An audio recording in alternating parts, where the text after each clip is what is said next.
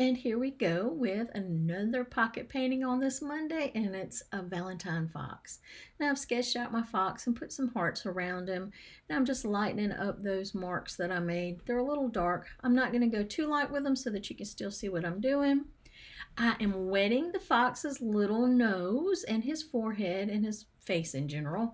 And I've got some transparent orange and a little bit of raw sienna mixed together on my palette, and I'm just going to drop that in whenever I get it good and wet. And my paintbrush is a little bit dirty. It's still from where I mixed up the orange. I don't care. It's fine. I'm using the same exact color so it's not going to look muddy. So I'm not even worried about it. Now I'm just going to drop in some of that raw sienna with a little bit of the transparent orange mixed in.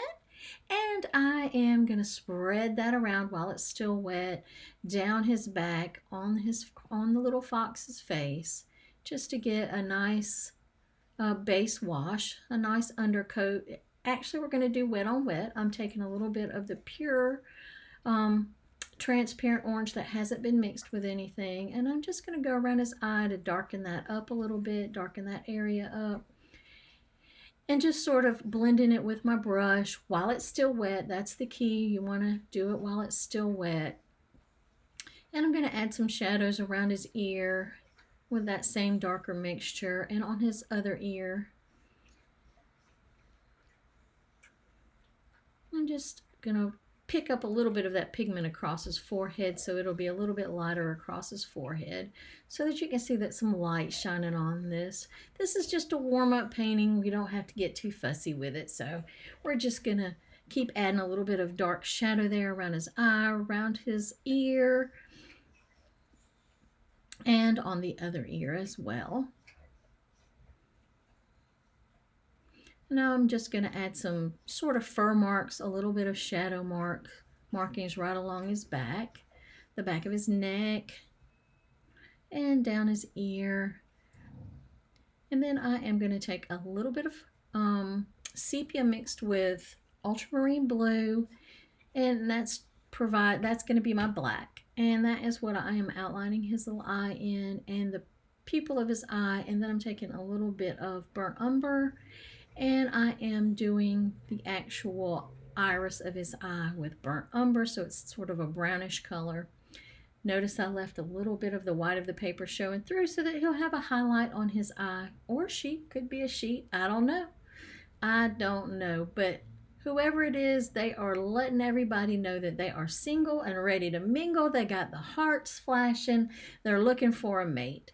So I did the same thing with his nose. I used that mixture of sepia and blue, ultramarine blue, and I just painted in his nose. I left a little bit of the area a little bit lighter gray. I mixed a little more water there so that it'll have a little bit of a light on his nose. I'm going to go to the tip of his ears and paint that black on and line just the edges of his ears with that black. We're calling it black, but you know it's not black. What did I just tell you? Sepia and ultramarine blue, that's right. So we're just going to paint that on the tips of his ears and give it the little pattern on the back of his ears a go. And he's looking pretty good. I like him. He's starting to shape up, starting to look like a dog. And I'm going to take that same mixture and water it down just a little bit and do his little mouth and a few little spots for his whiskers. Now I'm going to do the mid part of his ear with the darker color, that sort of black with a little bit of burnt umber mixed in, and just do some fluffy lines just so that you can see that it is fur inside of his ear. And we're going to go down the other ear just to the tips and do the same thing just to show that there is some fur kind of sticking out of his ear. It's a very fluffy ear he has. I'm just going to whisk in a few little whiskers and get his other eyelashes, the eyelashes on the other side, so that you can see that he has an eye over there. And I'm just going to add in some shadows on his white chest. And I've just watered down that sepia and blue mixture to make sort of the shadow color. Now I am going to come back and I'm going to start adding in a few more layers of the transparent orange and mixed with a little bit of the raw sienna, just to darken him up in some areas. Start to give him a little bit more dimension, or her. I cannot decide if it's a him or a her. And then I'm just taking my brush with some clean water, going along those marks I just made just to sort of blend them out, picking up a little bit of paint, adding a few shadows right on the back of his neck, and just blending that out with my brush. And while it's still wet, I'm adding a little bit more color. I'm just going to dab some of it up. Now I've got a little bit of the orange mixed with a little bit of maroon, just a touch of maroon to really darken it up. And I'm just going to go in there and really do some fur lines. I'm going to re-wet his face. It's dry now, so I'm going to re-wet the face. And I'm just going to add a little bit more orange into some areas. Give it some more dimension. And make it look a little bit more 3D. And pull that down his snout just a little bit. And I think we can tell it's a fox. I think it's a fine fox. It's a 10-minute fox, so I think it's fine for 10 minutes. So we're going to let him dry, and while he's drying, we're going to go right ahead and start painting with some rose, these hearts, and we're going to alternate the colors with a lighter kind of a pinky rose and a darker rose color. Just alternate them, and we are doing a little wet on wet, adding some more color around the edges. But did I say roses, or did I just say rose paint? Who knows? But these are hearts, not roses, and we're painting them with rose-colored paint. So just to clarify, in case I said that, because sometimes I say things.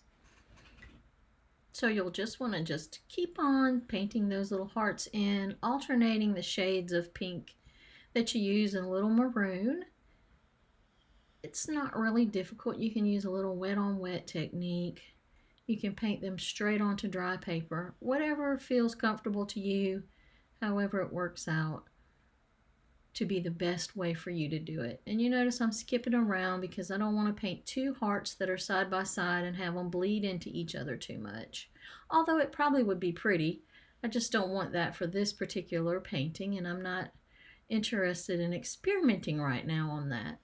So now I'm just going to get a little bit more pink. We're just going to keep painting different hearts, cleaning up the edge of that one. Let's go ahead and make this heart a pink, kind of a pale pink. I really like it. I like this pale pink.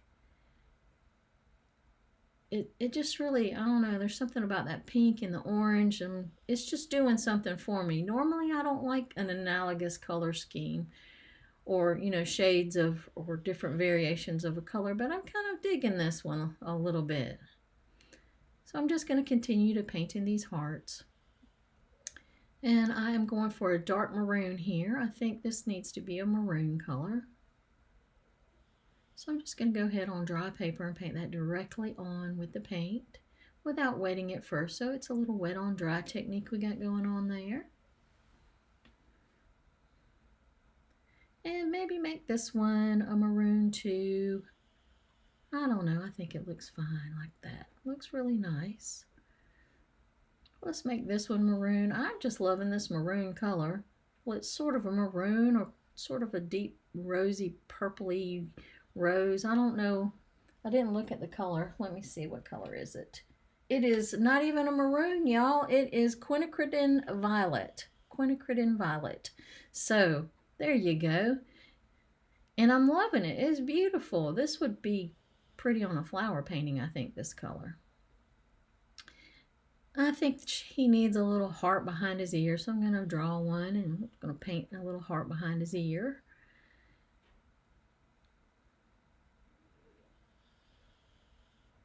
And I'm not liking the big hearts down at the bottom. They look like they need to be broken up just a little bit. So I'm just going to freehand a heart with that quinacridone violet right on top of the pink heart.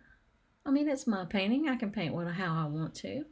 If you don't want these hearts on there, you don't have to. You can arrange them any way you want. It'll be your painting.